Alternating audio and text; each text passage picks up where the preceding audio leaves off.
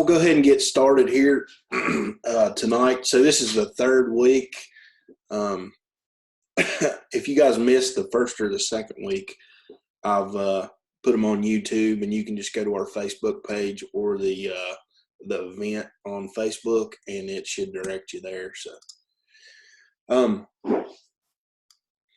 So I actually for week 2 and 1, I forgot I hadn't used the updated overview for the week. So this week we're going to talk about making up nukes, setting swarm traps, making queens, extracting honey, storing hives, and business models for making honey or making money with honeybees. Next week is kind of it won't be as long as of a class. We're going to go over the plants of West Virginia that beekeepers use, and then, or not beekeepers use, but honeybees pollinate, and then some troubleshooting questions. I've got some photos I'll show you, and you can kind of look at it. It'll be more like a discussion type class where we can kind of talk about what's going on in the pictures, and you guys can get some ideas of kind of what's going on with some situations you might not quite understand. So, and then we'll have question and answer. So we'll go ahead and get started here tonight with talking about making up nukes. So as we talked before, nucleus colonies or nukes are really valuable resources to have whenever there's an issue in your bee yard. Say you have a hive that goes queenless, or you accidentally crush the queen, or something happens, she flies away, or she swarms, and you're left queenless. If you have a small nuke in your yard, you can take that nuke, that queen, or the whole nuke, either one, and add it to your other colony, so that you have one good colony at least. That's the problem, and that's why a lot of people will often tell beekeepers to start with 2 colonies. So if you have 2 colonies, then you have a backup colony in order to get eggs out of.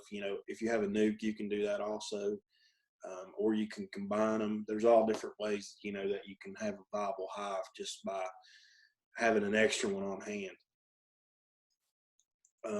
They're really easy to combine. They're easy to transport. You can combine them with other weaker colonies fairly easy. A lot of beekeepers going into winter time, they will take their weaker colonies and combine, 2 or more together in order to make one strong colony, so that they are able to get them through winter. Because remember, a weaker colony has a harder time getting through winter if there's such a small amount of bees that they are not able to stay warm and keep the queen warm. So that can be an issue if you have hives that are really weak and they just didn't really do well. Most of the time that's an issue of mites, or they lose the queen really late in the year and they're not able to make a new queen and have enough winter bees in order to go into winter. That's a couple different situations that can arise. So usually nukes, we try to make nukes when the daytime temperatures reach about 50 degrees daily. Usually that's about beginning to middle of April, maybe sometime in March. March is kind of weird though. Last year I made some nukes up in March, got the queens in, and I think I come through winter with like 7 or 8 hives, which was not very much. I wound up losing quite a bit last year, and come through winter, split them all, made a bunch of nukes up from those 7 hives. I made like 10 nukes. I put 2-3 frames of brood in each one, thinking that the temperature was going to stay pretty warm. Well, the temperature dropped and wound up killing a bunch of brood just because there wasn't enough field bees in the hive, to keep the brood warm. Because really what they have to do is there has to be a layer of bees on that brood taking care of it, keeping it warm in order for them to stay alive. So if that doesn't happen, then it gets froze and they wind up dying. So I try to wait now. This year I'll wait, until about probably the beginning to middle of April before I make any up, just to make sure I don't wind up killing any brood, because that kind of really set me back. So and also, when the temperature reaches about 50 degrees, you can switch over to feeding liquid 1-to-1 feed, which stimulates the queen to raise more brood. She thinks that there's a nectar flow. It's basically a simulated nectar flow with the 1-to-1 thin syrup, and she'll start laying a lot more eggs, which turn into brood. So what you want to do when you select colonies to raise nukes from, if you're raising them from queens, you want to select certain colonies that exhibit valued traits. So you can push these colonies by giving them constant 1-to-1 sugar syrup and pollen patties. The syrup, like I said, simulates the nectar flow, and the pollen patty simulate pollen coming in, or protein, which is really important for the rearing of brood. So it allows for large amounts of brood production. So with those resources, the sugar and the protein, they're able to raise a lot more brood than if they didn't have any of those resources at all. Some beekeepers will take all their overwintered hives and split them into nukes around April. We'll go through a couple scenarios here in a little bit where you have a 2 deep hive. Well, they just take everything, split everything they have down into nukes, and then grow them from there, usually in April, and they still wind up getting a lot of honey. There's a lot of beekeepers around here that do that, and they're still able to come out pretty good in the end. So this gives them plenty of time to build up and prepare for the honey flow. So if you're in this area, as long as you do it by about April, if you have all the May and half of April, that's a good two brood cycles that they're able to build up, and really raise a lot of brood in order for honey production to happen. So when you make up nukes, you go to one of your strong hives, open up the brood chamber, and you find 3 frames of mostly cat brood.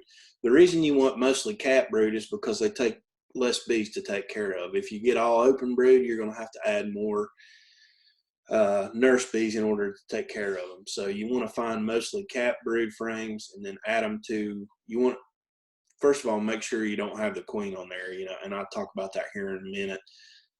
But look over the brood frames, make sure the queen's not on there.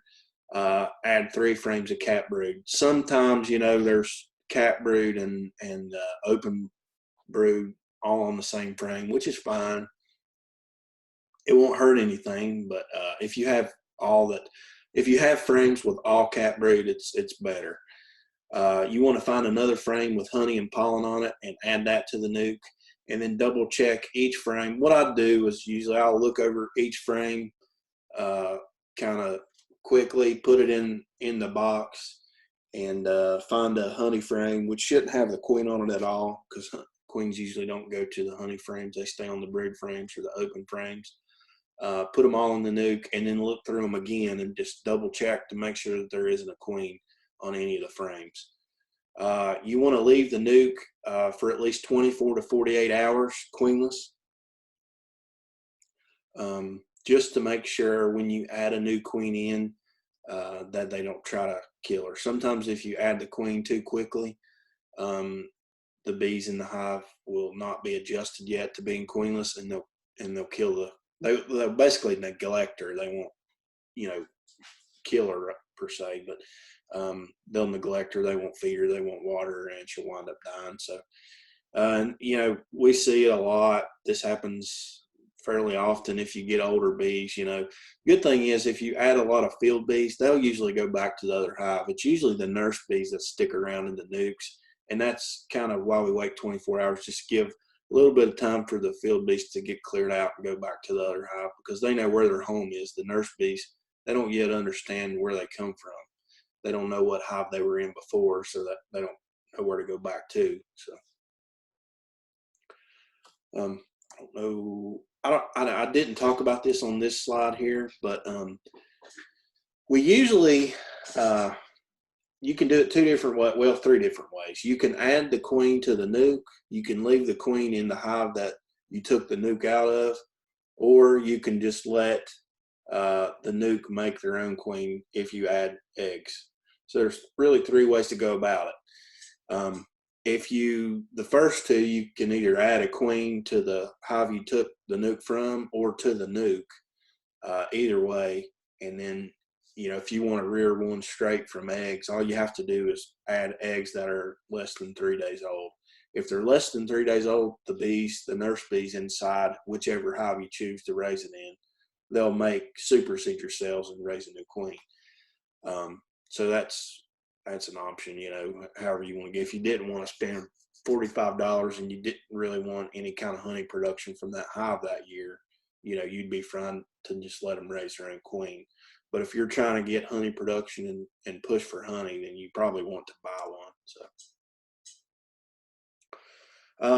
So this picture here really basically just describes broods, frames of brood, and the amount of bees that it produces over, I think it's, I don't know, we got cut off there. It's April, May, and June, I think, here on the side. So it basically amounts to the more frames of brood that you put in, the quicker the hive is going to build up. So one frame of brood doesn't, you know, I've made nukes with one frame of brood, and they're just almost kind of stunning. They don't grow really quick. 2 frames does okay, you know, you can get by with it. 3 frames is probably really the magic number. But like I said, the more you add, the better off you come out. You know, I mean, you can make a hive from 2 frames or even 1 frame of brood, but it's going to take it all summer long, and you're going to have to constantly feed it in order to let them have enough resources and able to get ready for winter. So, like I said, the more brood frames, the better when you make up nukes. The stronger you make the nuke, the stronger the final colony going in the winter. 1 frame in a nuke, 1 frame nuke in a month will have about 5,800 bees and won't be suitable for collecting large amounts of nectar. 3 frame nuke will have about 34,000 bees after about 2 months and will have large enough force of bees to bring in a good honey crop. So usually when I make nukes up, I make them up with 3 frames. You know, sometimes you can't get the frames totally full of brood. You can always add an extra shake or 2 of bees in there, because what it basically amounts to is that queen that's in the hive will never lay more eggs than can't be taken care of. So if the queen, you know, realizes that there's only really 2 good frames of bees in the hive, she won't lay that many eggs. You know, she'll be she'll limit it, you know, to maybe half to 1 frame of eggs and brood at a time, and then she'll have to wait all over again, you know, to really get built back up. So really, the more you add, the better. So this is basically, the picture just shows a description of, like I was talking about earlier, you come out of winter with a 2 deep hive and you make 4 nukes out of it. This person used 3 brood frames, 1 empty frame probably, and then one food frame. So 1 food frame with honey or pollen on it. This is really it's a good way to do, you know, like this year, I think coming out of winter, hopefully I'll have about 30 hives. So if I was to split all 30 of those up into 4s, you know, I'd have a lot of hives just coming out of winter. I don't know if I'll do that yet or not. My wife might kill me. I know she's listening, so I don't think I need 120 beehives. Same basic principle when you use 3 frames of brood and 2 frames of brood, or 1 frame and 1 empty frame. You always want to give them 1 empty frame to keep busy on. If you put them in there and you pack them in so tight that they can't really move and don't have enough area to lay any other brood, then they'll probably try to swarm on you. Once moved to the nucleus colony and they've drawn out the 5th frame, you want to really add them to an 8 or 10 frame equipment just to make sure, like I said, that they have enough room to expand. A couple years ago, I made a bunch of nukes up, and they had been in there for like 3 weeks, and I hadn't had a chance to look at them, and we were going on vacation. So we went on vacation, come back, and I looked in them, and I think I made like 8 or 10 up, and probably every one of them had swarmed, you know, because I just neglected to look in them and neglected to, I knew they were doing well, but I didn't know they were doing that well. Nukes really build up fast, you know, mainly because it doesn't take a whole lot of bees to fill that 5 frame box. So you really got to keep an eye on them. And when they are ready to put into an 8 or 10 frame equipment, you really want to move them over as soon as they're start working on that 5th frame. So it's really an easy way to get more hives from what you already have, basically for free, you know, just by being diligent and going in them and manipulate frames to where they make more bees. You know, you can always add queen cells, eggs, or mated queens, either one. You know, two of them are free. One of them costs about $45 a hive, or anywhere from 35 to 45, just depending on what kind of queen you get, how many you get. So it's really kind of just an issue which way you want to go about it. So this is just a picture depicting a couple different ways this guy's made hives. So he come out of winter with 8 hives. 4 of them had queens, 4 of them didn't, and then he wound up making all these hives from these 8. So you can really, like I showed before, make a lot of bees from just, you can make a lot of hives from a few that you have. And that's really how a lot of beekeepers get started. You know, they start out with 20 or 30, and then the next year they get 60 or 100, and before you know, you got so many you can't take care of them. So it's kind of just which way you want to go with it. Another good thing you can do is there's a big market for nukes and complete hives too. So a nuke usually sells for anywhere from 150 to 200 bucks. Full colony probably 300. So I mean, you can make a pretty good living if you can make a lot of splits. So adding queens to nukes, you want to check one more time before you add the queen. So you've got your nukes up, you've got your nukes made up, and they've been sitting for 24 to 48 hours. And you're ready to, you just got your queens in the mail, you're ready to add them. You go out there, I always give one last look. And basically what I look for in this time is to make sure that there's no eggs. If you get, or I mean, there possibly could be some eggs, but if you wait 48 hours, you know, there shouldn't really be any. If you start seeing fresh eggs, then you probably got a queen in there. And I always look through every frame too, just to be sure that there's no queen. Because if you add this cage queen into a hive that there's already a queen in, they'll just neglect her. They won't feed her or water, and she'll die. There's really, like I said before, there's 3 ways to get a queen into a nuke after it's made up. You can add a frame of eggs to the nuke, and the queenless bees will make a supersedure cell. 28 days later, you'll have a queen. You can add a frame of grafted larvae to the nuke where they'll draw out into supersedure cells. That is if you want to get into queen rearing and all that. You know, you can do the same with just a regular frame of eggs. Or you can add a mated queen from any producer. I mean, you can call California, Hawaii, Florida, I mean, all over the place.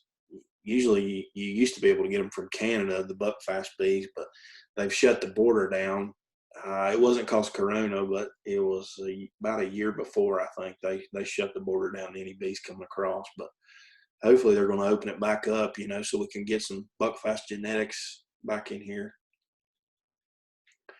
When you add a mated queen that's been caged, it usually takes about a week, 3-4 days to a week for the queen to get released. Really depends on how many bees are in there. If there's quite a bit of bees, they're quicker to release her. And so the candy up here, you see the white candy in the upper end of the cage here. The bees will chew through that, and then they'll eat it, and then once they are able to get all the way through it, they'll release, the queen will pop out the end of the cage. So making a nuke from a swarm cell. So the picture here shows 2 swarm cells. Remember that swarm cells hang on the bottom third of the frame.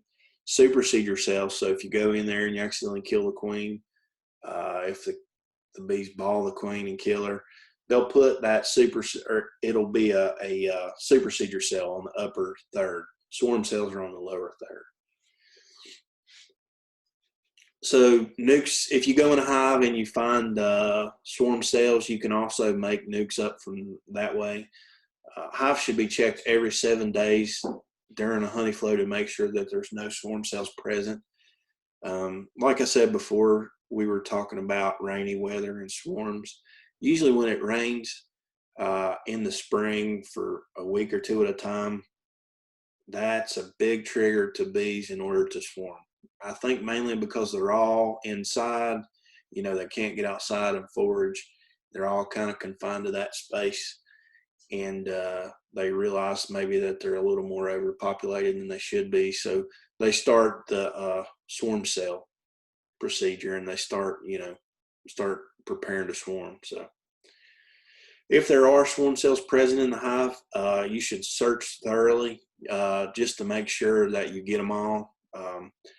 If it just depends on what route you really want to go. You know, if you want to try to cut them out before they're capped, this hive here is probably already too late because they're capped on the bottom. So you really want to look through the hive, make sure that there's no queen in there.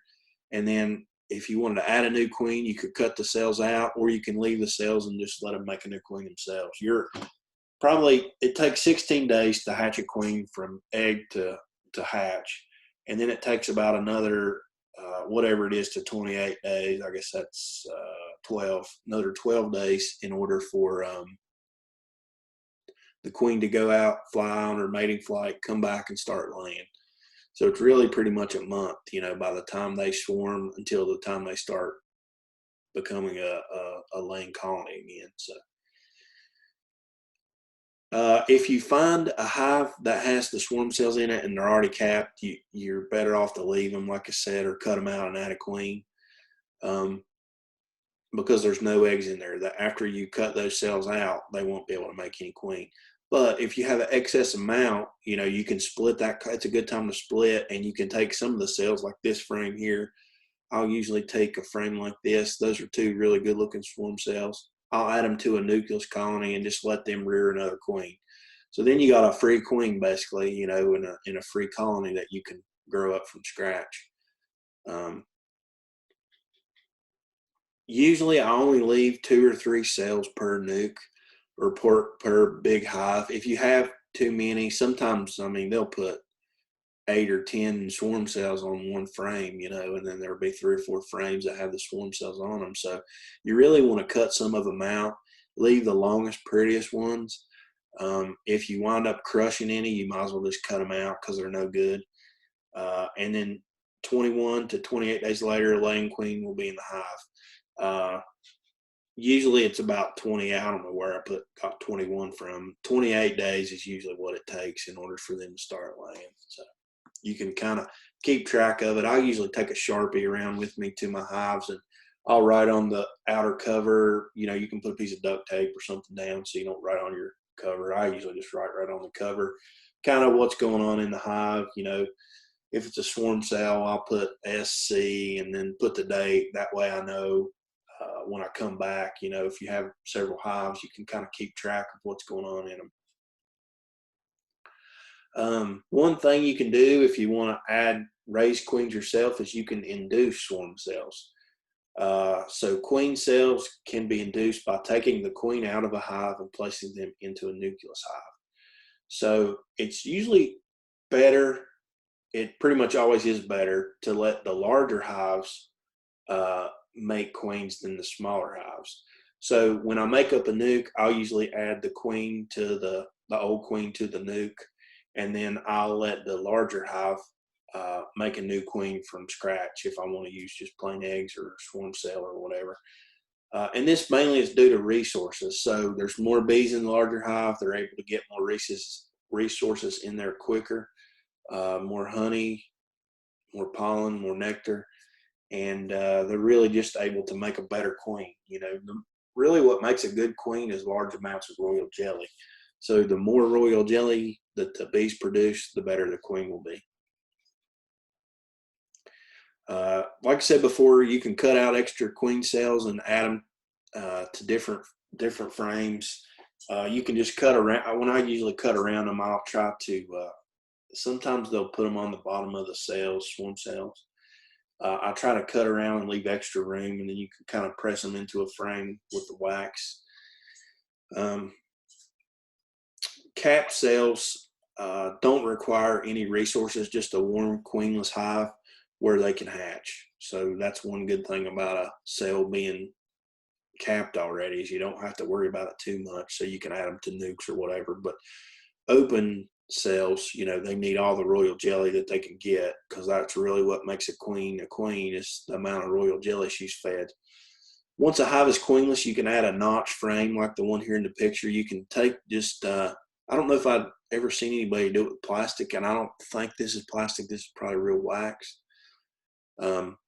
Notch a frame out, notch the foundation out to where there's area for them to actually make the queen cells. They'll usually draw them down from the sides of the V, even along the bottoms of the V, and they'll just draw the cells out from that. So it's a good, easy way to make some cells. Another thing you can do is graft cells. So larvae that have just hatched from eggs are primed to be grafted for making new queens. Newly hatched larvae float on a bed of royal jelly and can be easily scooped up and placed into a cell cup. So I've got a couple different tools here that we use to, they're really hard to see, but that one there has a little hook on it. So what you do is, you have your cell like this, you go straight down into the cell, and that little hook goes underneath that larva. So the larva up, let's see here. You want to find them just where they're starting to curl. So some of these larvae here in the picture, the upper left, you can see the larva that's on the end of the hive tool there. That's a prime larva to graft. So some of the ones in the upper picture there, the real plump ones, they're too big. You don't want to, they won't make a very good queen. You want to find one young enough, because, you know, when these bees are tending to these larvae, they don't intend on them being a queen at this moment in time. So you really have to find one young enough to where it's still able to make a good queen. So you want the youngest as possible, and then, so it's on that royal jelly, and then you just want to kind of, the cups in the lower picture there, they're upside down. So you turn them up. You really have to get a good light because they are hard to see. And then you just kind of almost put the little hook on that on the grafting tool down on the bottom of the cup, and just slide the larva off into the bottom. Good thing to do is you can prime the cup, so you can add a little bit of water and royal jelly mix to the bottom of the cell cups, and it just allows them to come off a little bit easier. It might look a little bit intimidating, but it's actually pretty easy. Me and my wife have done it a couple times, and it really wasn't that hard at all. So the hardest thing is staying on schedule. There's a strict schedule you have to keep when you raise queens, and you really have to stick to it in order to get good ones. So like I said, the larvae that have just hatched are primed to be grafted for making new queens.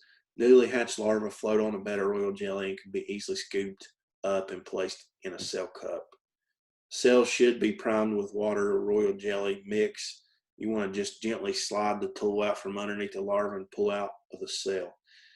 Adding the larva into the cell cup within the cell bar. So these bars slide out, and you can add the little cups, just press down in that groove, and then you can flip them up, put them in the in that special frame there, and then you really want to keep them covered up with a damp towel, because if they dry out, that, you know, the bees won't accept them. Usually, I think the time me and my wife did it, we had maybe half of them take. A good beekeeper can get about 90%, usually 80 to 90% acceptance rate in their cell cups that they graft. So, you know, it's not a certainty, but most of them that do it for a living, they're pretty good at it, and they can make a lot of queens. So, you know, this beekeeper will make up all these queens, and then after they hatch, they'll put them into a small mating nuke. I might go into this. No, I don't. So after they cap them on the bottom, they'll put a little cage around them, they'll hatch into that little cage, and then they'll put them into a nuke or a mating nuke box, which is even smaller than a 5-frame nuke. It's like maybe a nuke that's the size like 10 by 10 or something, and they're little bitty frames about this big, and they slide them down in there, and that's usually what they'll fly out and go on their mating flight in that. They'll come back and they'll start laying, and then the beekeeper will cage them, and then they'll send them through the mail all over the U.S. So pretty cool.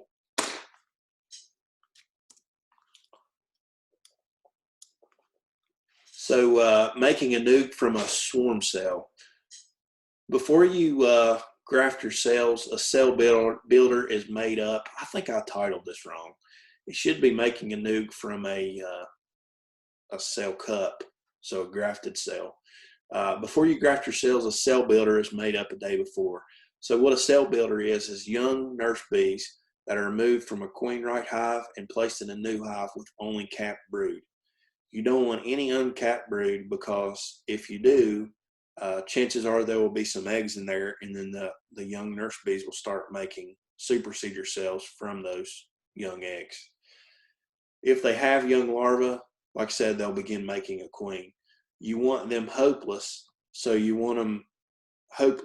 so that they don't have any eggs. And that's what we call it basically when a colony doesn't have any eggs. They're hopeless. You want to feed them 1-to-1 sugar water to get them ready to make extra amounts of royal jelly for all the cells that you added. So if you add, usually a one deep hive, you can add, I think, 3 cell bars, and there's usually 10 to each bar. So probably 30 queens, that you can make from one hive. And you really have to pack the hive with as many nurse and young bees as you can. Usually nurse bees are on the frames of hatched brood. So if you find a frame where there's brood and it's hatching out, those are young nurse bees. Once cells are grafted and then added to the center of a box, the young nurse bees will draw the cells out. So you can see the cell cups here on the right hand side. The bees have already drawn them down, and then they've capped them on the bottom. After the cells are capped, you can add them back to the nukes and leave them to go on their mating flights and then start laying. So you really want, there's 2 different ways to go about it. You can leave the cells, the cell cups with the grafted larvae in the cell starter. Like I said, cell starter is just a hive with a lot of nurse bees in it, and let them finish. Some beekeepers use a finisher colony. So they'll take all that box with the young nurse bees and they'll add it on top of another box that has a queen, but they'll put a queen excluder between them. If you don't put a queen excluder between them, that queen will come up and she'll cut a hole in all those cells and she'll kill them, once they get ready to hatch. Or the virgins will hatch out and then they'll kill the old queen. So there's a couple different things there that can happen, but you want to make sure that they're always separated and there's a queen excluder. So there's 2 ways you can do it.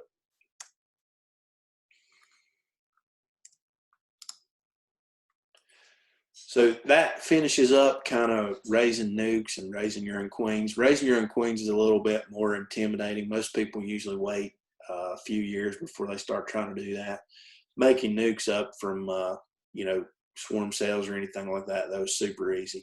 But really the only thing you have to make sure of is that you don't add the queen with the swarm cell or any other cells. So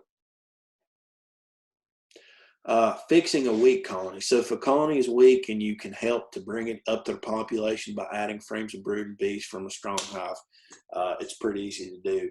You can double check and make sure you're not taking the queen from a hive and add the frame into the brood nest. So you can basically take bees from another hive and add them to a weak hive.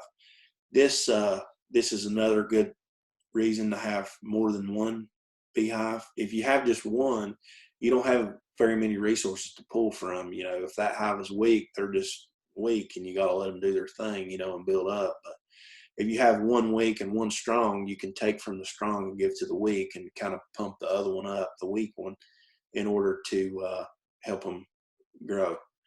So nurse bees will not fly as they're newly hatched and they're yet to be aggressive. So if you have to add frames from one hive to the other, I'll usually use a frame of nurse bees that I can find and just add it to the other hive. The other hive probably has a queen in it, but you know, if they don't, you know, you can use any of the ways we said before to make a new queen. If you have a colony that is extremely mean or aggressive, they usually are better at pulling in honey and are more resistant to mites.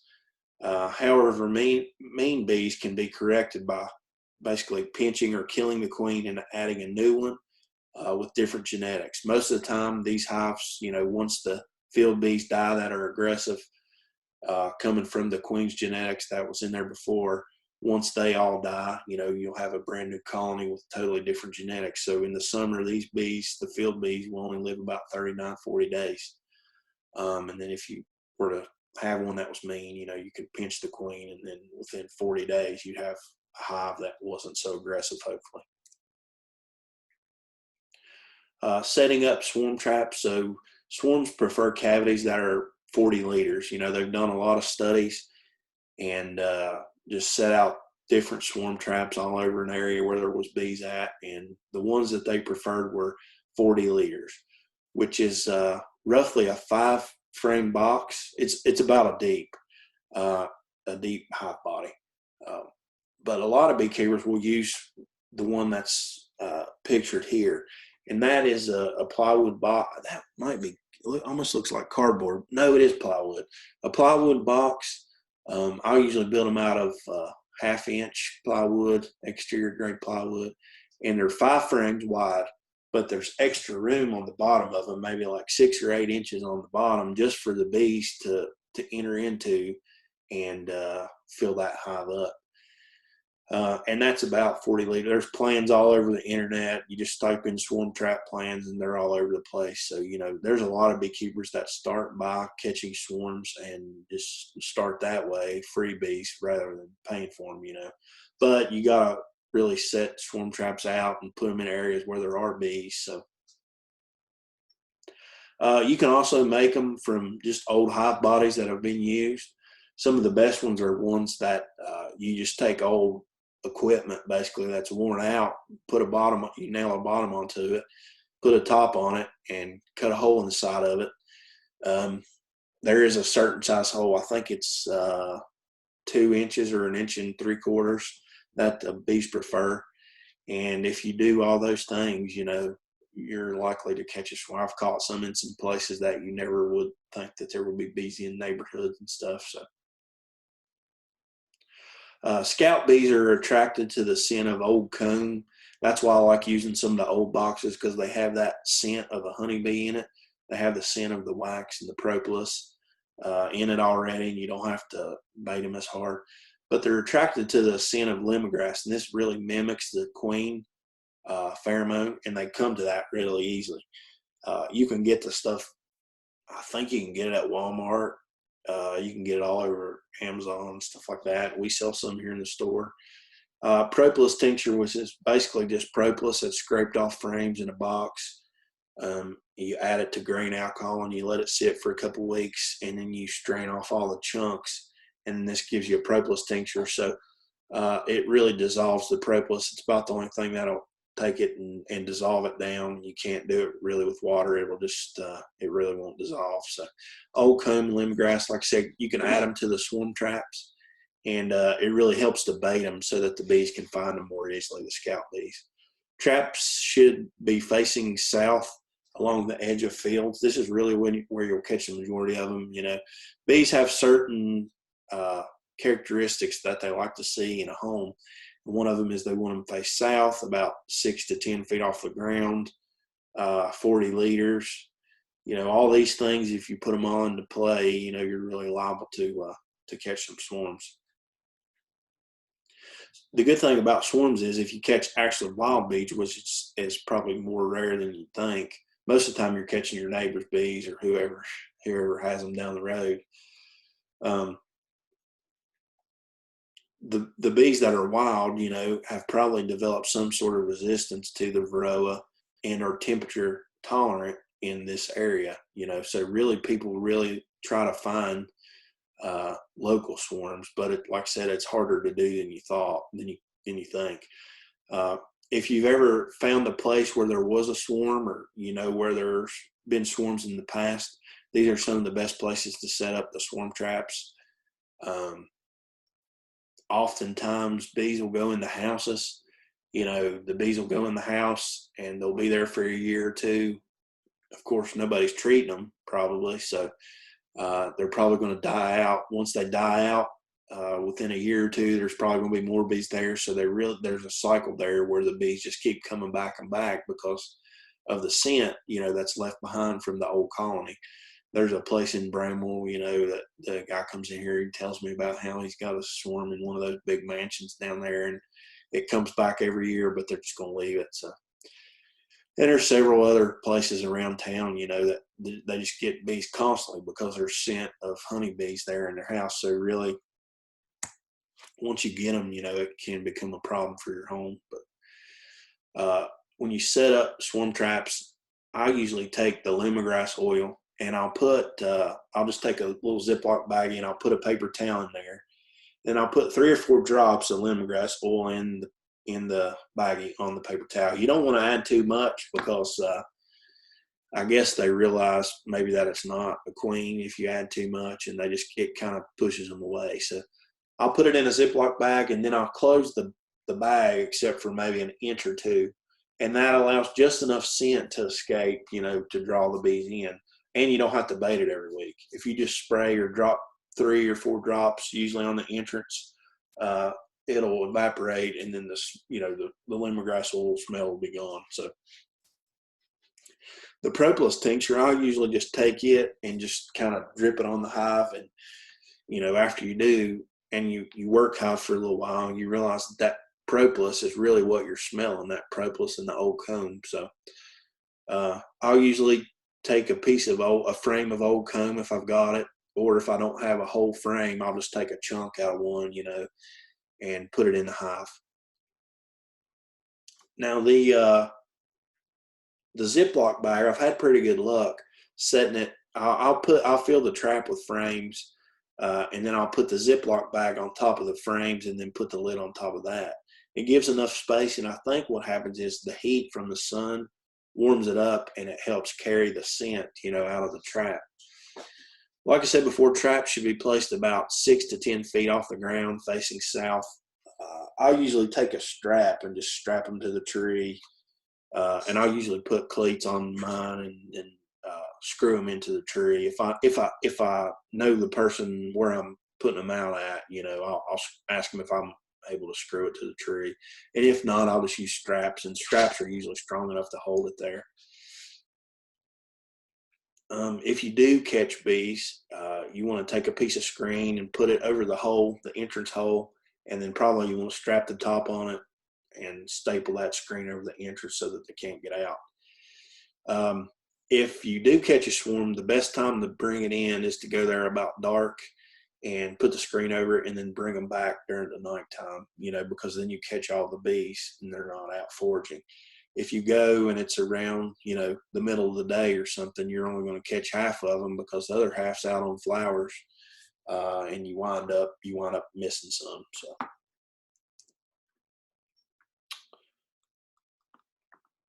So I think we've already talked about this. So you put the lemongrass oil in the Ziploc bag on a paper towel, 3 or 4 drops, and you close it almost all the way. By the way, this is a really good picture of the size of a swarm trap here on the right-hand side. That's just the generic lemongrass oil that guy's holding up there. I think we've already went over all this. So anyways, it's just the same procedure that I said before. I think I must have put this slide in there just to show you the traps.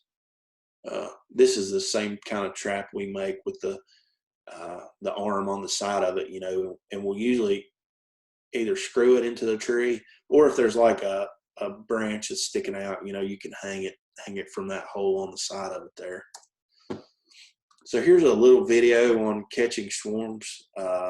Hopefully you guys can hear it. If you're looking for locally adapted bees to populate a new hive, or just the most economical option for obtaining bees, joining a swarm list like beeallies.com and catching your own will be the best way to go. To learn more about what a swarm is and why we love populating our hives with them, please check out our How to Get Bees video.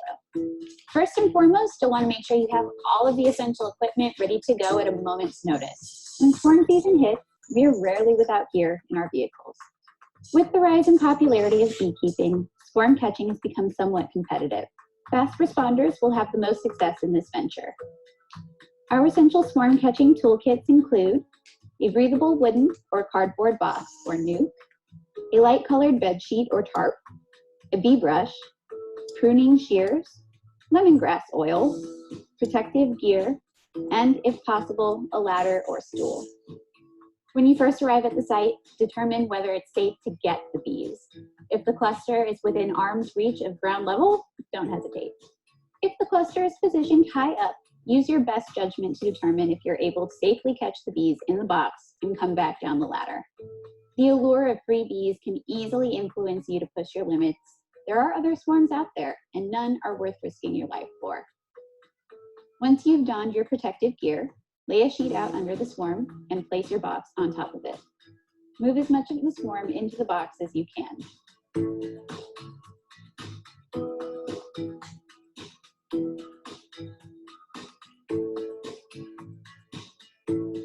If the queen did not make it in, you will know within minutes.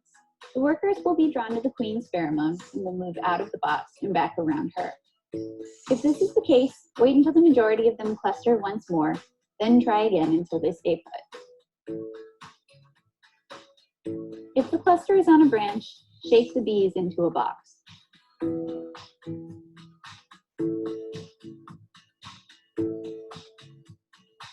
If the cluster is hanging from small branches or vegetation, you can use pruning shears to clip it off and then place that in the box with the rest of the bees. This tends to be a lot more gentle, but you will have to make sure you remove all of that vegetation from the full hive, the permanent hive, once you install them. If the cluster is on a fence, wall, mailbox, or other similar structure, you may want to lightly mist them with water. This makes it harder for them to fly. Brush them into the box with a quick downward motion. Try not to break up the cluster as much as possible. If the cluster is on the ground, place lemongrass oil in the box as a lure and tilt the box sideways to encourage them to move there on their own.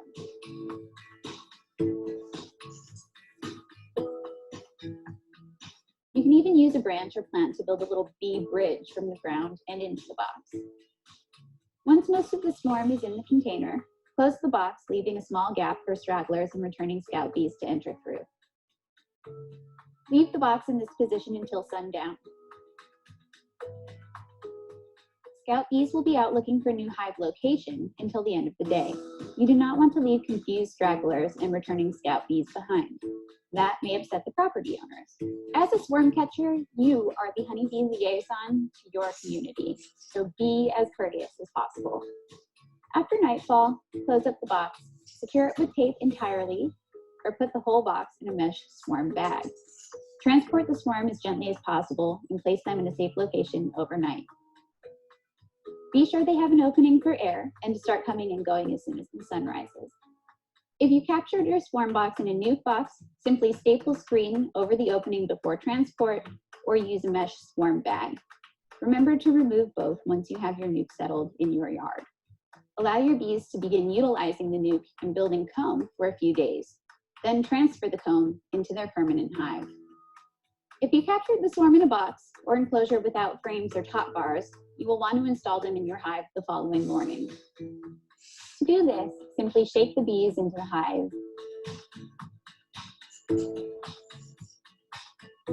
Then move the frames or top bars back in place. Close up the hive and prop the swarm catching box or enclosure near the entrance of the hive to allow stragglers to find their way in. Some beekeepers are lucky enough to bait and trap swarms. When scout bees find a suitable nesting site, they return to the swarm cluster and then direct the rest of their sisters and their queen to the new site with the waggle dance. Once the swarm reaches their destination, worker bees gather at the entrance and fan their nasonob glands. This releases scout pheromone to direct the rest of the bees into the new hive. This pheromone resembles the scent of lemongrass oil, and beekeepers can use small amounts of the oil in their hives or in traps to lure in a swarm. The best swarm traps are at least 6 feet off the ground.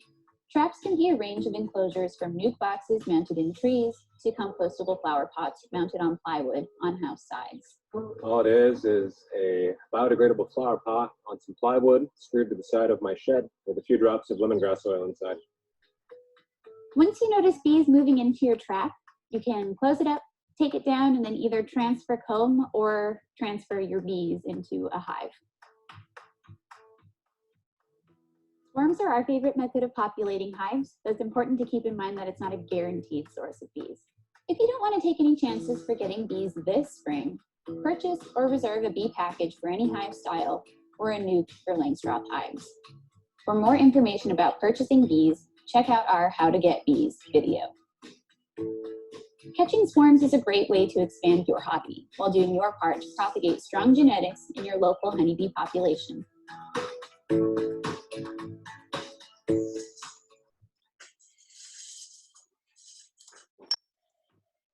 That's a pretty good video there on catching swarms. So I think the most swarms I've ever caught in one year was like 16, I think is what it was. It was quite a bit. That one year it just rained constantly for 2 weeks, and they just made swarm cell after swarm cell. So swarms are fairly easy to catch, and they're really not aggressive because they don't have any resources to protect. It's still best to use a veil at least around that many bees, just in case you do get a rogue and tries to go up your nose or in your ear. Try to get to the branch, and I usually will, like, if it's on a small tree like this, I'll just cut the branch off, lower the branch to the box, put most of the bees in the box, and just give it a quick shake, and they'll all fall off right into the box, and then you know you got the queen. If they're up 30 feet in a tree, you know, that's usually where mine go. I got to put a bucket on the end of a 32-foot pole with an extension ladder in the back of my truck, climb up and get them in the bucket, and then pull a string that pulls the lid onto the bucket, and then try to lower them to the ground. I think one year I tried like 10 times to get this one swarm down.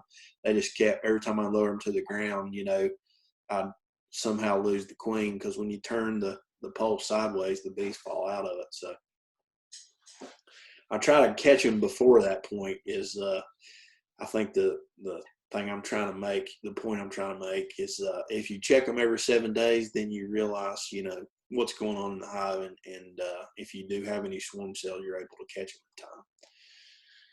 in time. Place the swarm over a super with half the frames taken out. I usually take half the frames out just to give the cluster enough room in order to move on to the frames. If they're on a post, the first swarm I ever caught was on a post. You've probably seen the picture on Facebook of me standing next to the post with my thumbs in the air. And it was actually 2 swarms, I think, that landed on the same post. And that was the year I caught that, like 16 swarms. But when they're on a fence post, and, you know, we have woven wire fence, it's kind of hard to get them off. So you really have to just take your time with your glove and just kind of go up. And as you go up, you scrape them off into your hand, and then you can just put them right in the box. If you can find the queen, though, and get her in the box, she'll stay there. And then, you know, a lot of the other bees from the scent of that queen will go in the box. I don't know if I talk about this on the next slide or not. I don't.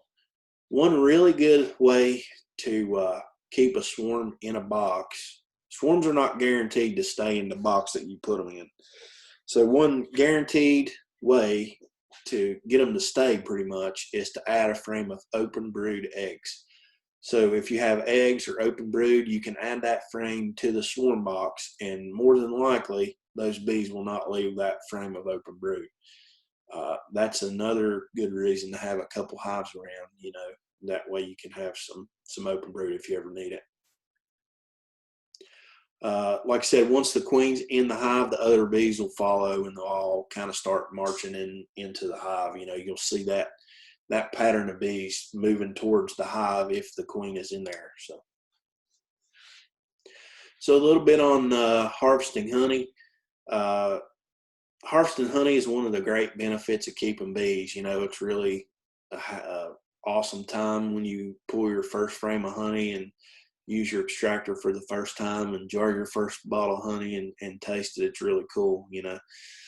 So after bees have filled honey supers, they're ready to be pulled and then harvested. Frames of honey should be mostly capped so that the honey moisture is appropriate inside the hive. If you pull a frame that's of honey that's not capped, then more than likely you're putting extra water into your honey, and it could possibly, you know, go bad or spoil. So late June is usually when the dearth starts in our area, and that's usually when the honey can be taken from the hive. So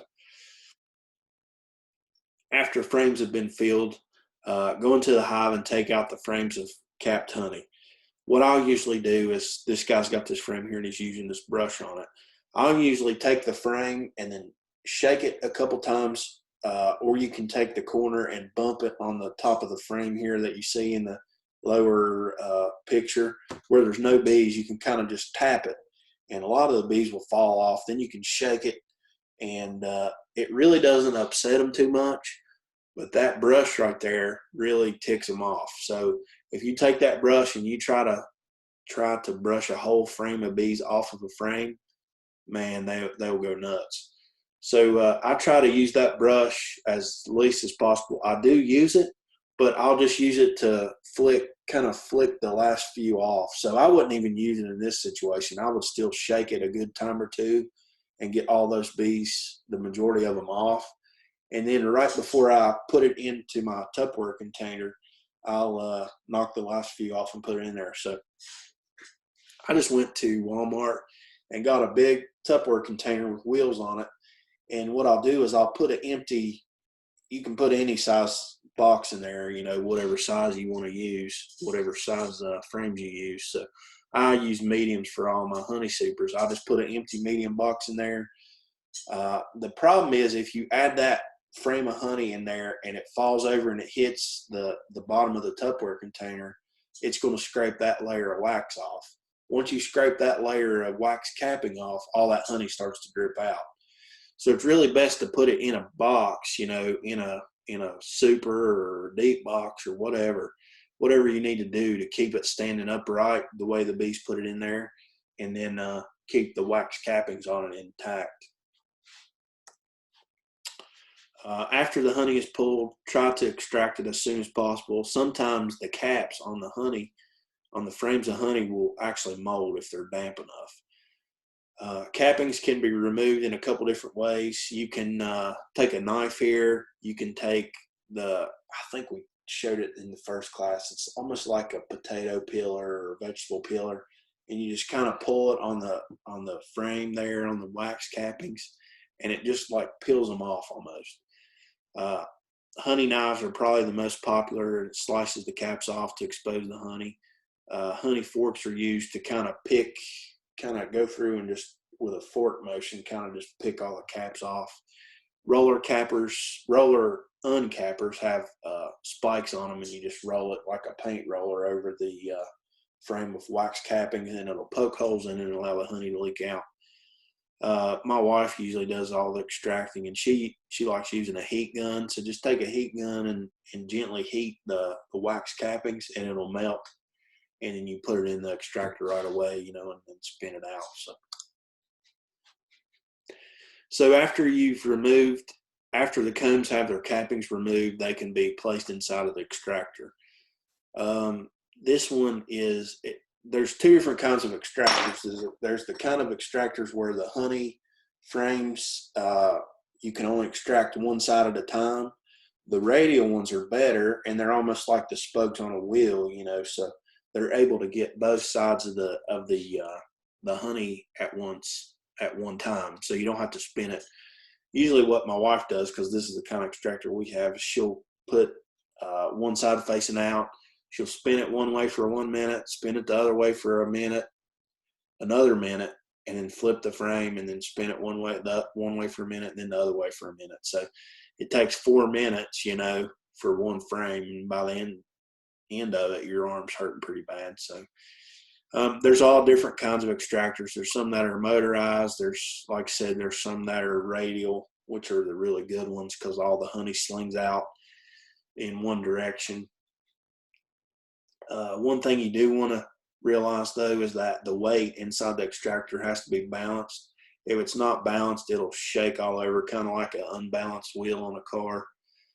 You want to start off kind of slow and then spin the handle to where it increases in speed and the honey starts to just sling out of the comb. You'll see it start just slinging out onto the wall of the extractor. Like I said, frames must be turned and spun again to get the honey out the other side of it. You might even have to go through with your, if you use a heat gun, I know she has to go back through a lot of times and heat it again in order to uncap the honey that she missed. So you can even use a fork or whatever. So that's kind of the gist of it.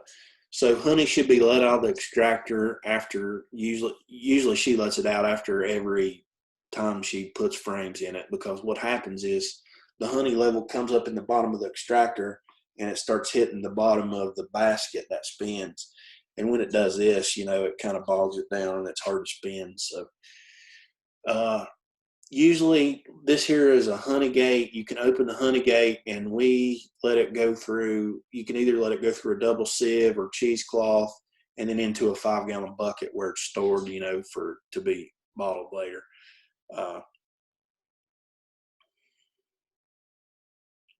The easiest way to bottle it, when I first started, I didn't have anywhere to get a honey gate, you know, around here, and I only had a couple hives, so I went and got some PVC from Lowe's and kind of rigged it up, but it didn't work very good. If you want to bottle honey and you get a honey gate, it's way easier than anything else you can rig up, because the opening's so big and the honey's so thick, you know, it just lets it come through so much easier. And then you can close it off where you want it and it doesn't overflow. And we kind of made all the mistakes along the way. And that's kind of really what beekeeping is a lot about. I mean, you're going to make mistakes along the way and you're going to lose bees and lose a little bit of money. So it's just a part of it. So after you extract all your honey, you can place the frames back into your supers. I usually take the supers about 100 yards away from my hives and then set them out, and the bees will go through every frame and every cell and they will clean it up to where it's not sticky. There's no honey left on the supers or in the combs at all.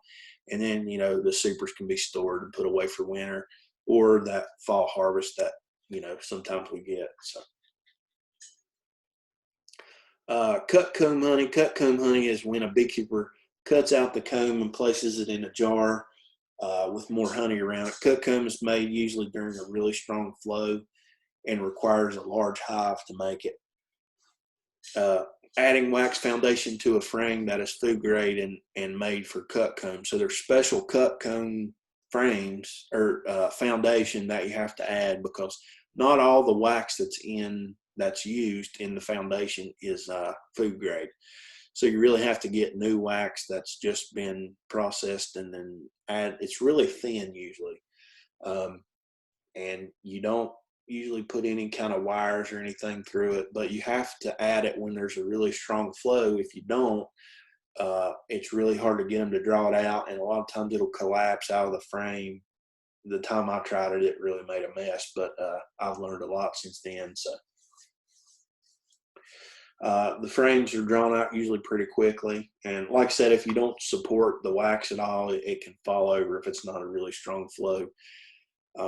After filling with honey, take it out and cut it and place it in jars. They make a thing called a Ross round, and it's basically just a round, almost like a open-ended Tupperware container, and there's a sheet of wax inside that you place, and the bees draw it out, and then once it's done, you just take that whole piece out in the plastic and all and put it in a case. And it's a lot easier, you know, than dealing with cutting the honey out, a lot less money or messy. But you know, some people do it the whole way. Some people use the Ross rounds. It just depends really on which way you want to go. Foundationless frames. I know we've talked about this a little bit earlier, but I just wanted to mention a little bit more about it. It's becoming pretty popular now. Usually the reason is people don't want to use the old comb, because for some reason they think the foundation could be contaminated, or with pesticides that have been used on the bees before. It's really hard to tell where your wax comes from. So it very well could have some contaminants in it. So foundationless frames rely on the bees to draw them out from a starter strip. A starter strip is usually glued in the place where the foundation normally goes, on the top bar of the frame, to give the bees a guide to draw out the comb. So usually what most people use is they'll go to Lowe's and they'll kind of snatch a bunch of paint sticks and they'll coat them in wax. They'll put a little bit of glue in, and then they'll glue them in. They'll cut them and glue them into the top bars of the frames. Then they'll coat them with a paintbrush with wax. Usually you can take like an old pot or the best thing to use is like an old slow cooker. Heat the wax up in that slow cooker, and then you can use a paintbrush and kind of just paint the bars, those little fins there, the paint sticks, with the wax. This can then be cut free and used for cut comb, and it's free from pesticides in a newly made comb. The thing, I've tried it before, and the thing you really have to watch out for is sometimes the bees won't connect that bottom part of the comb to the bottom of the frame. So when you go to spin it, turn it up and look at it, if you try to turn it up like this, the comb will break off at the top and it'll fall out. Here, I'll show you. I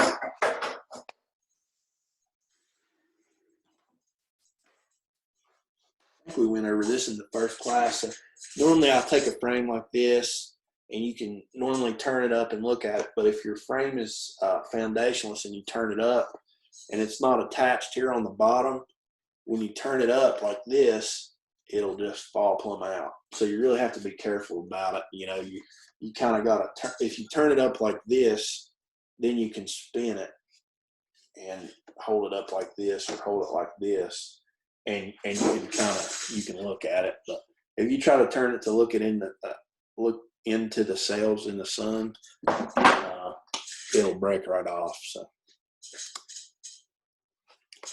a little bit about storing your hives in the wintertime. If you've had a hive that's maybe dead out, or you're just storing honey frames, hives should be stored inside a dry environment that is away from mice and other pests. Paramoth is a good idea to keep out wax moths. So the wax moths really that I've had have come when I've stored the hive in the wintertime. You can take the paramoth, which is just mothballs that's ground up real fine, and put it on a paper plate in the bottom of the hive, and stack the supers up. And I think you have to do it like every 4 or 5 supers. You have to add another plate.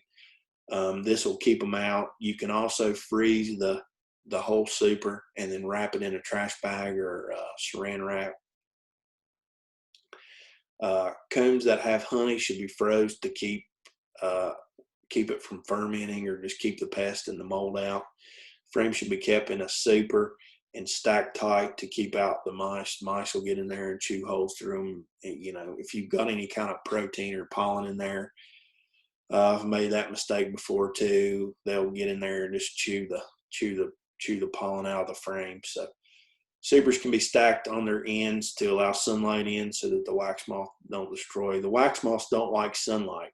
So this guy here is stacking his frames on the end so that the light comes in and kind of deters from the wax moths tearing them up.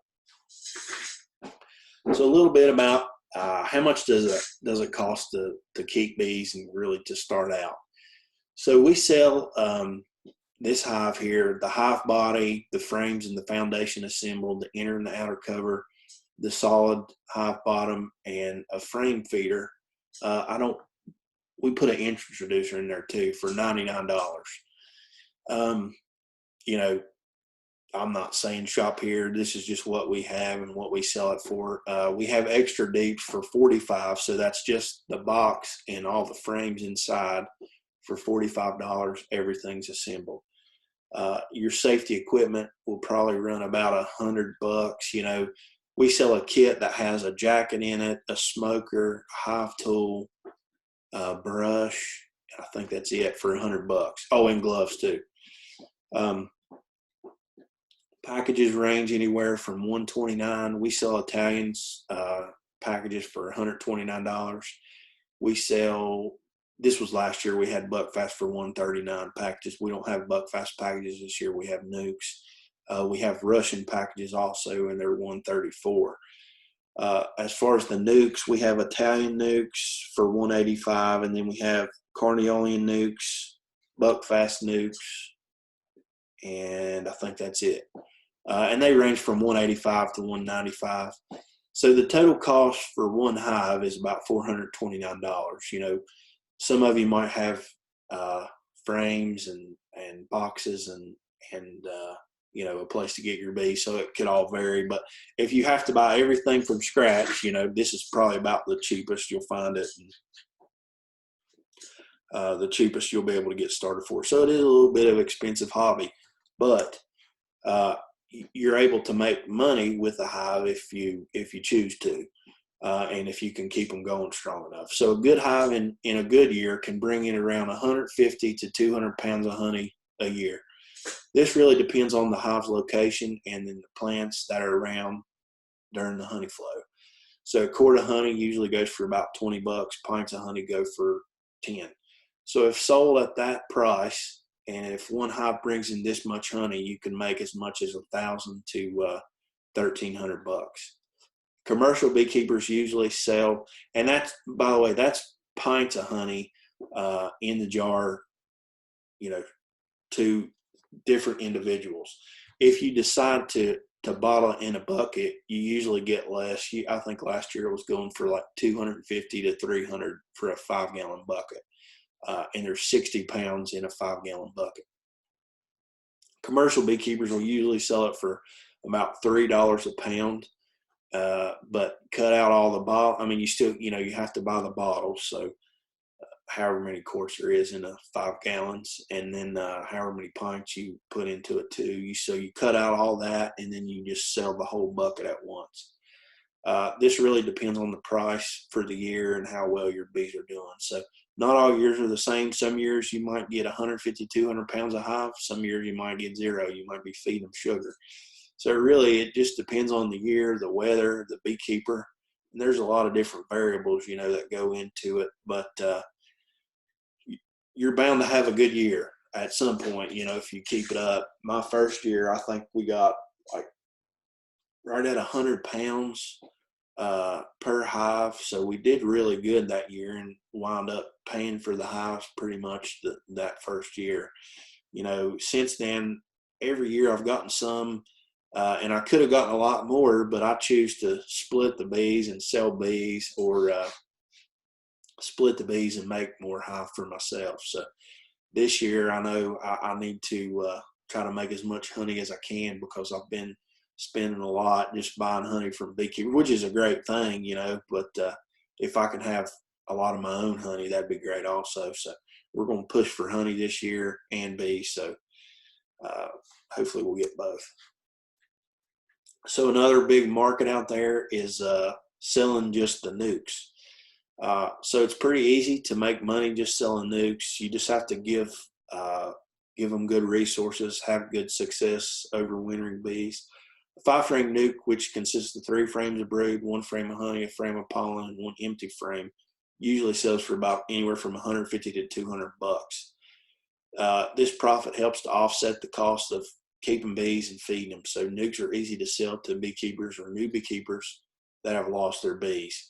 Nukes are really easy to get rid of. You know, I think last year we bought 500 nukes. This year we're probably going to buy about 800 to 900. So, and we'll be able to sell every single one of them. And last year, you know, I had 500, and the day of, if I'd had 300 more, I could have sold every one of them. So they're really easy to get rid of, you know. The first couple of years I sold them before I ever opened the store. You know, I would just sell them on Facebook or put them in the trading journal, and they'd be out there and people call me from all over, and they drive and they come get them, because they are kind of hard to find, and people want a good, reliable, you know, nuke. So making money with bees. Other markets include selling wax and propolis. Propolis goes for $60 a pound. Wax usually goes for about, I think it's like $15 a pound is what it usually sells for. So there's other ways out there to make money. People make soap from the royal jelly and the propolis and the wax, and there's all different kinds of products that can be made. Pollination services, where you send your bees to pollinate crops such as the almonds, melons, blueberries, oranges, all different kinds of vegetables and fruits. Almonds is the big one. I think almond guys that grow almonds out in California, they usually pay anywhere from $200 to $250 a hive. And I know West Virginia has a program, where you can send your bees up somewhere up north or central West Virginia. They'll group them all up on pallets, and then they'll load them up onto a tractor trailer, take them, pollinate the almonds. While they're out there, beekeepers will look through them, take care of them. They come back here, and they're back to you by, I think it's late February or early March. And by that point, they've been in warm weather for a month or two, and then they're really built up and really strong, ready to split. I was going to try to do it this year myself, but I run into some circumstances where I had to just keep them back. I was going to try to take them to winter them in North Carolina and put them on cotton, but I wasn't able to take them down there. I had some things come up and just couldn't get them there. But if there's all kinds of ways to make money with bees. You just have to really like work and want to spend time doing it, But if you can't get them to a warmer climate and build them up, then I think the pollination services require like 6 frames of brood and bees. So you have to have a hive. You can't just send a little weak hive out there. It has to be a hive that's built up, ready to go, and there's enough bees in it to contribute to the almond pollination. So pretty interesting, though. The numbers that they ship, there's not enough bees in, I think it's almost all the U.S. to pollinate the almonds that they have out there. So, they pay big money for bees to come out there and pollinate the almonds, because bees really don't care much for almonds, but if there's nothing else around for them, then they almost have no choice but to pollinate them. And there's nothing around for miles and miles, in those big almond fields. So, and that was the last slide that I have.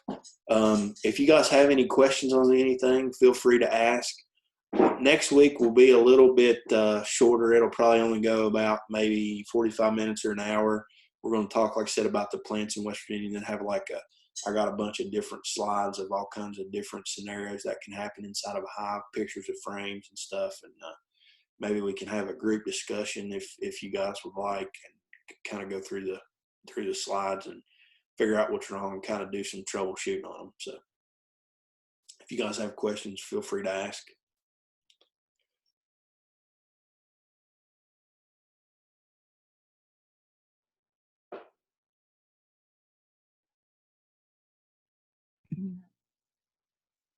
Can you have a combination of the wax comb, like the frameless frames, in addition to beeswax coated plastic frames in the same box, or do they need to be one or the other?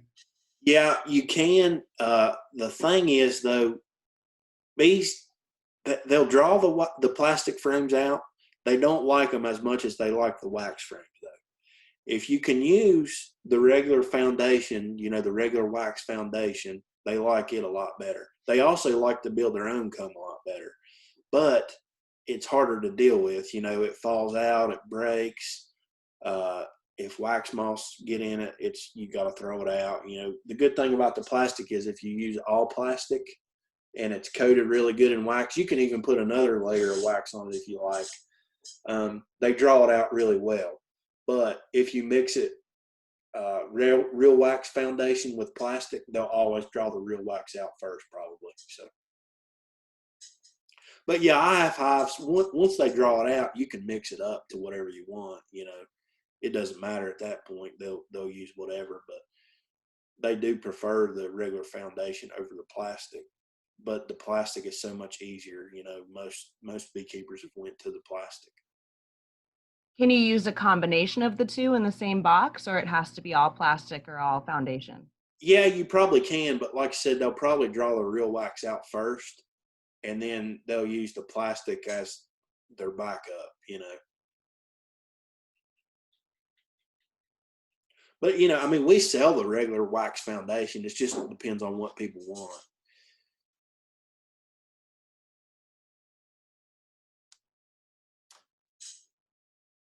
Foundation. Thank you. Oh, you're welcome. I have a question. If you lost a hive through the winter and you know you're going to get more bees in the spring, can you reuse some of those frames? Oh, yeah, man.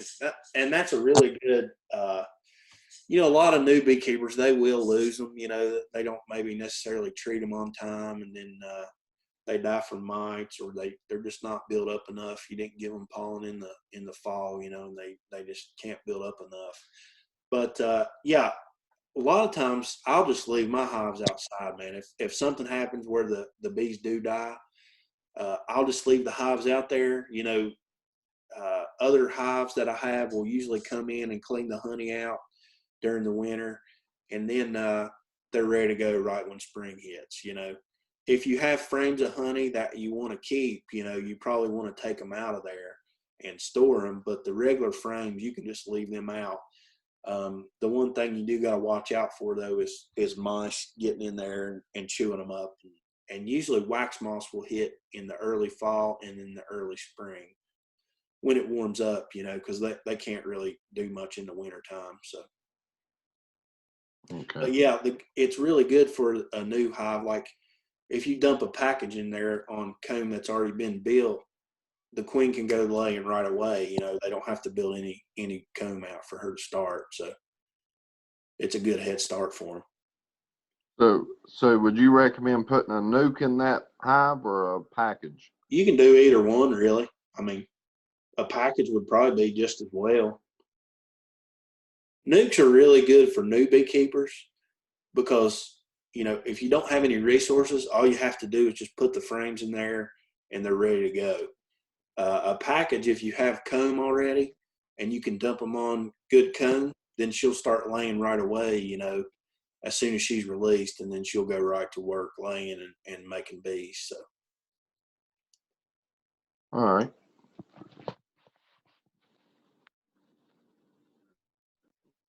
Between the bees, the Italian, Russian, whatever you're selling, which one do you recommend for a new one? I like them all. Probably my favorite though is the Russians. I really like them because you know, I never had them until this past year. Now I got like probably about 10 hives that are Russians, but they work hard. Like if it's raining outside and it's just not real hard, but if it's kind of misting, they'll keep working. Whereas the Italians, you know, they'll shut down and go inside. The thing about the Russians is they quit laying in the fall and they winter with a little bit smaller cluster than say the Italians or the Buckfast. And they're a little bit smaller cluster going into spring, but man, when spring comes, they explode, you know. Like if you dump a package in a hive, I mean, she'll lay a whole hive plumb full and then build up.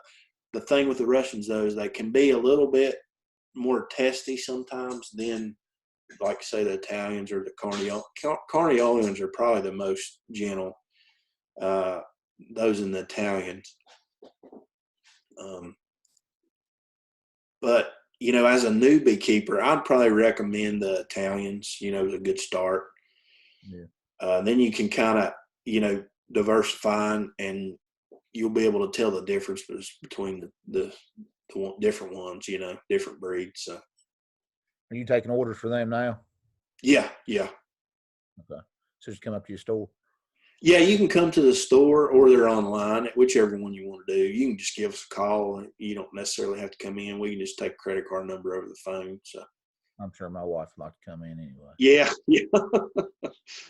Thank you, buddy. Oh, you're welcome, man.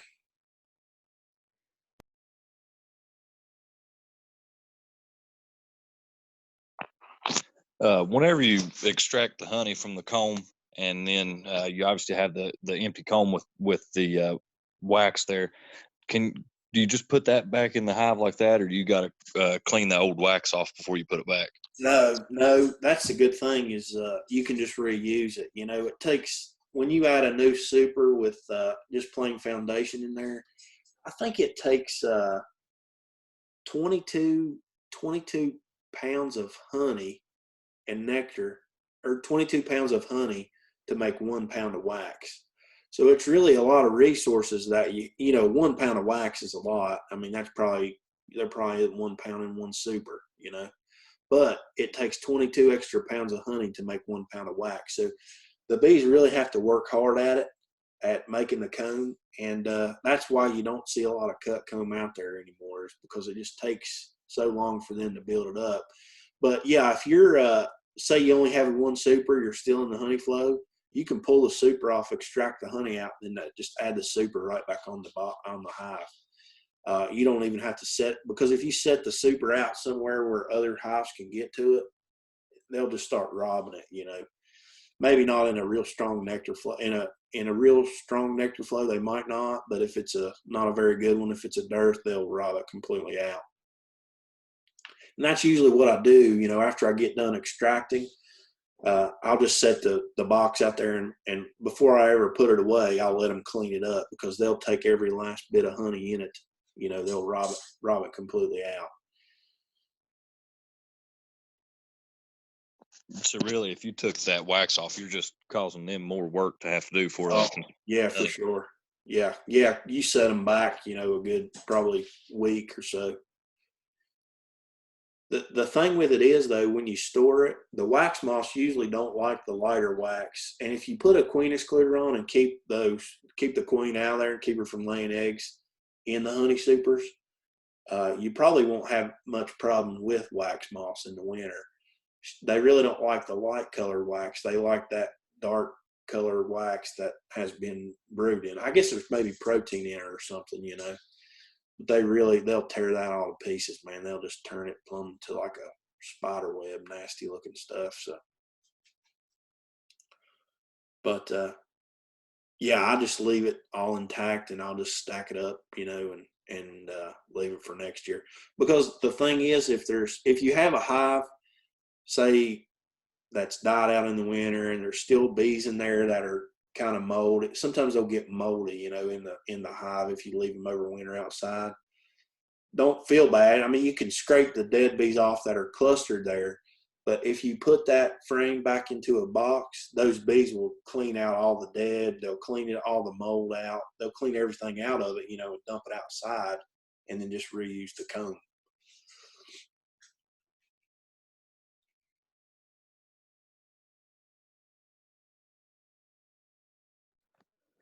If we already got 3 hives, would you recommend splitting them 3 hives to get more hives, or would that hurt our honey production?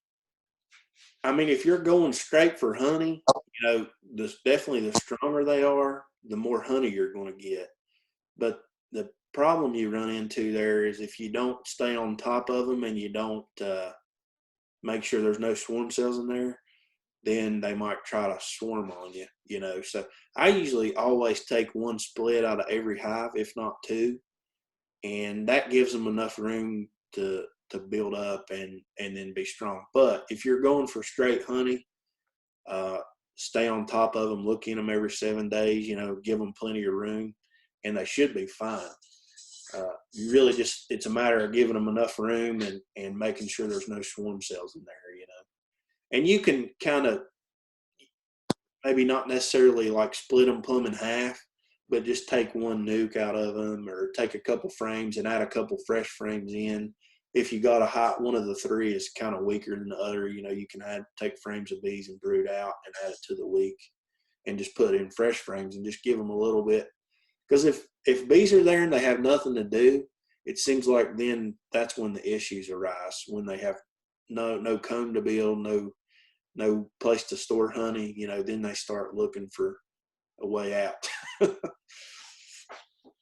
That'd be high risk to do I'll try to split all of our hives.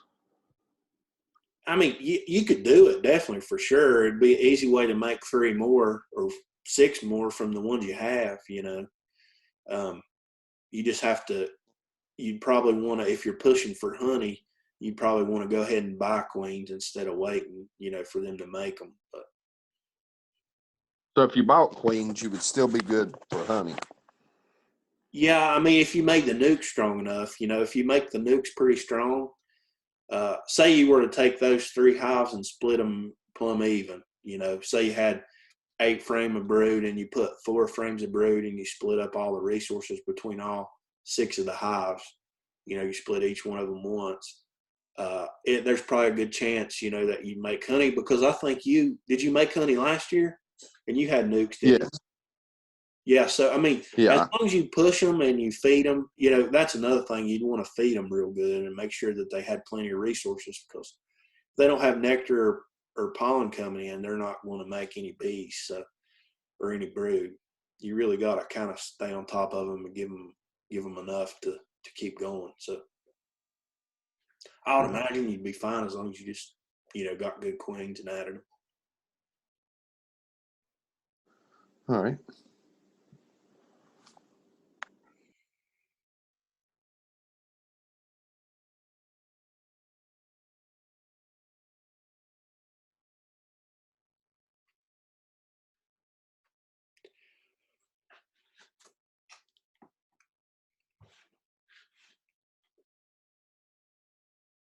If you guys have questions too that you don't think of right now, you could always send me a message on Facebook, or you can have my cell phone number, or call the store here, or whatever. This class went a little bit shorter than it does in person, because usually in person I'll bring an extractor and show how I uncap the honey and stuff, but it's kind of hard to see on here. So, but there's all kinds of videos out there, and there's all kinds of different ways to make splits or extract honey. Everybody's got a way that they do it. So it really just depends on what works best for you and how you were taught, Does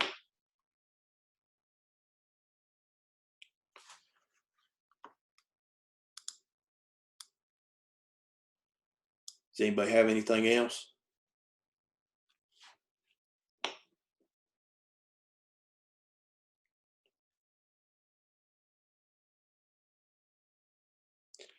Well, if there's no more questions, I guess we'll meet up for next week, same time, the same link and everything. But in the meantime, like I said, if you guys come up with questions or need help with anything, you're more than welcome to call the store here or send me a message on Facebook.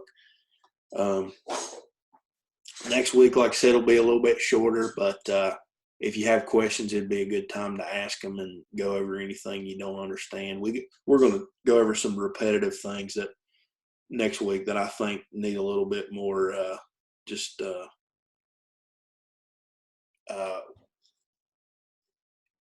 not incentive. I can't think of the word, emphasis. A little more emphasis that I want to make sure that people understand, and for as far as the varroa and then treating and stuff like that, we want to make sure everybody's got that down pat, because I think really that's one of the building blocks of keeping bees, is making sure that you can treat and know when to treat, and you're way more likely to keep bees alive through the winter and stuff. So, but if nobody has any questions, I guess we'll see you next week. Thank you guys for coming, and if you want to, I'll put this video on YouTube again, probably about Tuesday or Wednesday. So if you guys want to watch it again, I'll post the link. I'll try to post it in the event forum there. So thank you guys for coming. Have a good evening.